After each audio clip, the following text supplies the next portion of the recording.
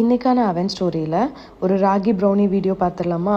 இது பர்சனலாகவே என்னோட most favourite ஒன்றுன்னு கூட சொல்லலாம்.